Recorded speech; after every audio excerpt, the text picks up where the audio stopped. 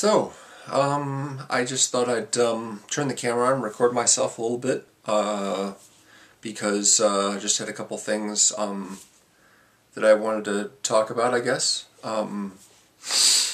So I posted a reaction video to the new Suicide Squad trailer, and it got like 100 views in 10 hours, which is unusual for me, because if you look at the videos, or I looked at the recent videos that I'd posted over the last couple of months, and none of them have even cleared 100 views. I try not to pay attention to that stuff normally, but I just couldn't help noticing, wow, that many so soon.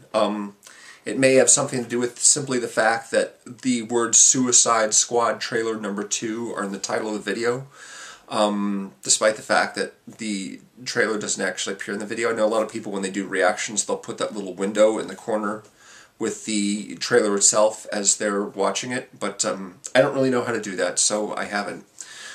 Anyway, it's copyrighted anyway. I mean, I figured, you know, the sound from the videos is bad enough, but putting the image on there, no, most people don't get into trouble for that kind of thing, it seems like, but yeah, I just, yeah, but it was a little surprising that it got so many views so quickly.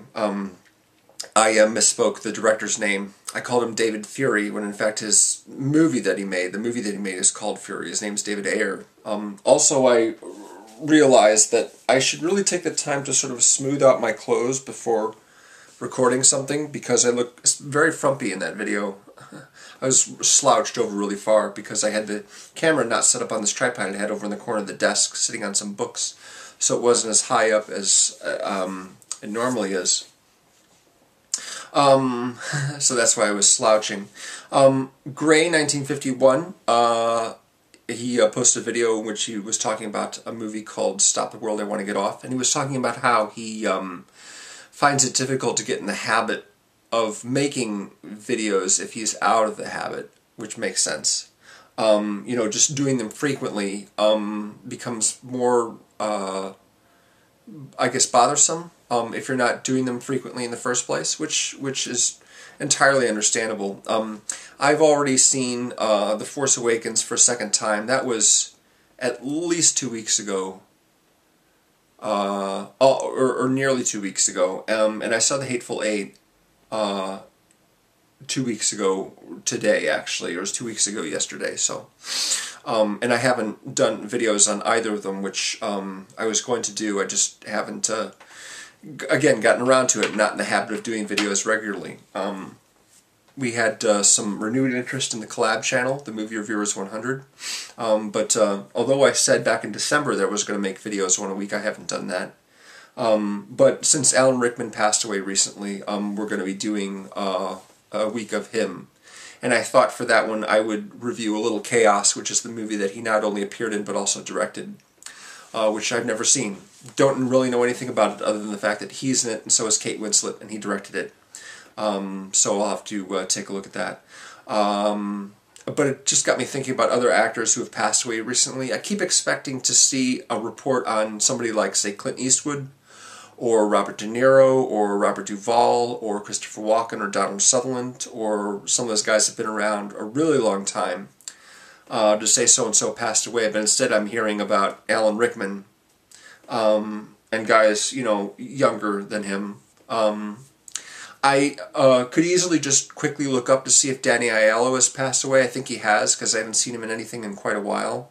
I just don't recall exactly if he has or not. I know Dennis Farina died. Danny Aiello and Dennis Farina sort of equate with each other because they're both like these very colorful supporting actor types.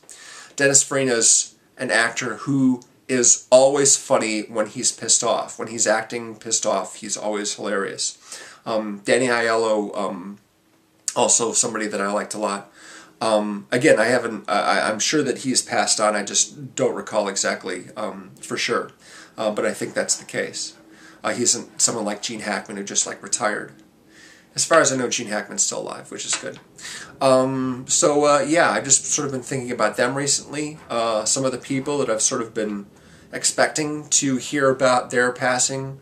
But no, instead it's like David Bowie and Alan Rickman at the age of 69 versus guys in their 70s. So yeah, last week the Oscar nominations came out. I actually managed to see 7 of the 8 Best Picture nominees. There's only 8 of them this year rather than 9 or 10, which is nice.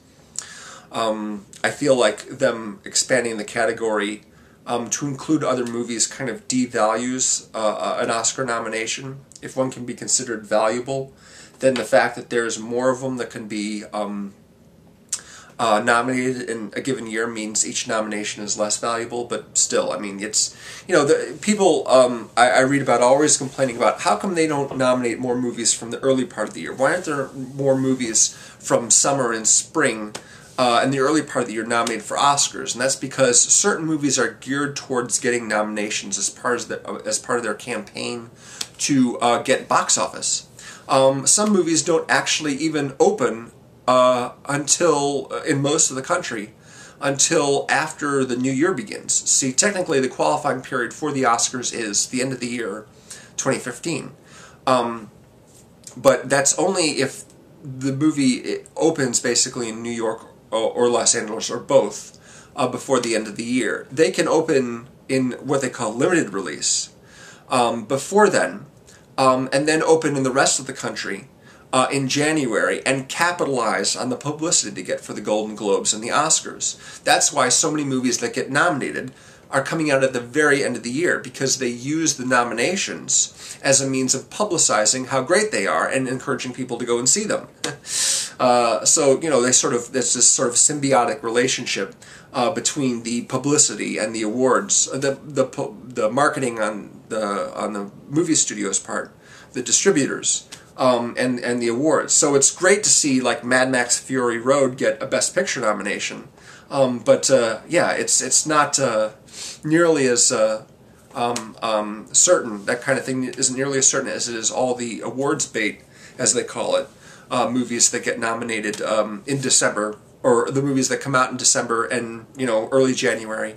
The Revenant did not come out until January here in Chicago. So for me, I always consider that a 2016 movie, even though it's part of this year's nominations. The Revenant, by the way, is the one nominated film for Best Picture that I haven't seen.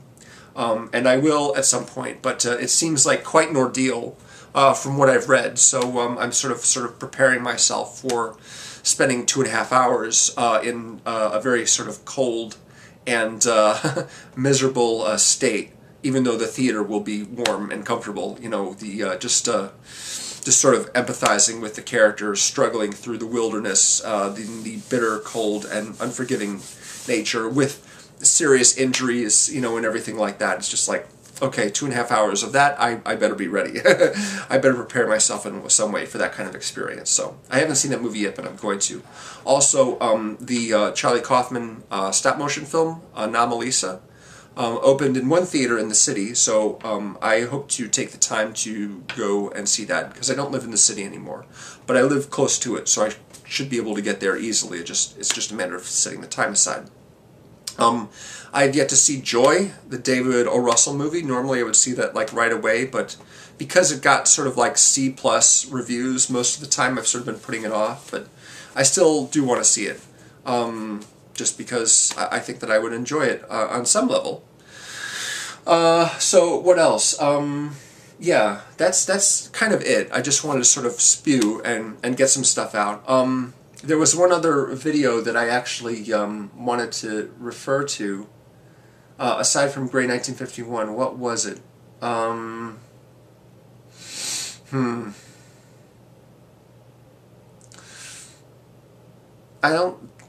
think Forkabral talked about something recently. I just don't remember exactly. I'm just trying to think back through what I've looked at recently.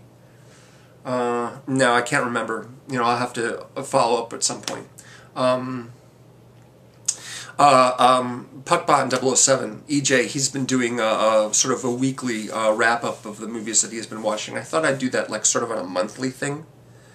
Also, again, I sort of like am reminded that people are also reviewing movies on Letterboxd, and I have a Letterboxd account, and I actually had someone new, I got notification that they were like paying attention to my account, you know, my writing, and I haven't written anything on Letterboxd ever, I don't think. But I actually sought out people written reviews for a movie that was kind of obscure. But I haven't spent any time on there, and every time I do, I think, gosh, you know, Letterboxd is a site that basically treats any movie that you haven't reviewed as a movie that you haven't actually seen yet, which is BS. I don't have to go back and write capsule reviews of every single movie that I've seen just to indicate to the site that I've seen them. That's nonsense. But yeah, it's not really something that I pay a lot of attention to, so I wasn't. It's not like a big thing with me. The site Letterboxd. I pay much more attention to YouTube, of course, and I have a stack of videos that I haven't seen yet. There's this function called Watch Later. If you go through your subscription box, or really any page at all that has a bunch of videos on it, you could either click on each video individually and then go back to the previous page to click on the next one, or you could just like click the right-hand lower corner of each still. You know how each video has like the frame grab or whatever it is, that like picture that goes along with it. Sometimes it's a still from the actual video, sometimes it's customized. I can't remember what the name of it is, but if you put the cursor over the lower right-hand corner of that image, this little sort of clock symbol will come up that says Add to Watch Later. Because there's this playlist that every YouTube account has that says Watch Later, so all you have to do is click on them. And so when I go to my subscription box, I just click on a whole bunch of videos to add to Watch Later, and then go to the list and watch them one at a time, rather than watching each video and then going back to the subscription page or whatever page I was previously on. Unfortunately, this means that I've got a list of videos over 100 long that I haven't yet gotten to, because I don't watch every single video from every channel I subscribe to. There's just too many of them. But some of them are really, really long, and I just haven't gotten around to watching a whole bunch of them. You know, there's a whole bunch of them. I've been getting caught up on the nostalgia chick, Lindsay Ellis. I was watching some of her videos over the last couple of months, and then I just sort of like went through as many of hers as I could find and clicked on the Watch Later to add to that list. And some of them are on movies that I don't even care about, but I just think she's really funny. I'm really enjoying her stuff. And it's all from an era that I was, you know, sort of invested in culturally, even though she talks a lot about kids' movies, and I wasn't really into kids' movies in the 90s. She's like a bit younger than I am. But I think she was posting originally videos to a site called Blip, which is like YouTube, only much less popular. And so they've been transferred from Blip, or just re-uploaded to YouTube. I'm not really sure. Anyway, I've been enjoying that a lot. And I just watched End of the Tour, which is this movie that James Ponsoldt directed, which came out last year, but I missed in theater. Jesse Eisenberg is in it. He's a writer for Rolling Stone. It's a true story. David Selby, I think. I can't remember what his last name was, but yeah. So he writes he does an interview of David Foster Wallace. He just hangs out with him for a few days, and David Foster Wallace is played by Jason Segel. So that was really interesting. I don't know if I'd put it on a top 10 list or anything like that, but yeah, that was good. Anyway, I'm just spewing right now. Yeah, I can't remember. I'm just trying to remember what that other video was that I wanted to refer back to, but I can't. I just don't remember what it is. Sorry about that. Yeah. So end of this month, I'll do my first month review, where I just basically talk about pretty much most of the stuff that I've seen, if not all of it, and just touch on every film briefly. I think that might be interesting. I don't know. We'll see. But I learned something interesting by putting up that review video, just like the reaction video right away. And that is that got a bunch of views right off the bat from people who are probably watching a whole bunch of similar reaction. What I did was I saw the reaction videos in my inbox. I'm like, oh, people are doing reactions to the new Suicide Squad trailer. That means it's posted, which means I should look at it. And so I just decided to do a reaction. Okay, enough of that. I'm just sort of rambling right now. So thanks for watching, and for you new subscribers, appreciate it very much. And I do get around to checking the channels of everyone who subscribes to me to see if you make videos as well. So I will catch you again real soon. Bye-bye.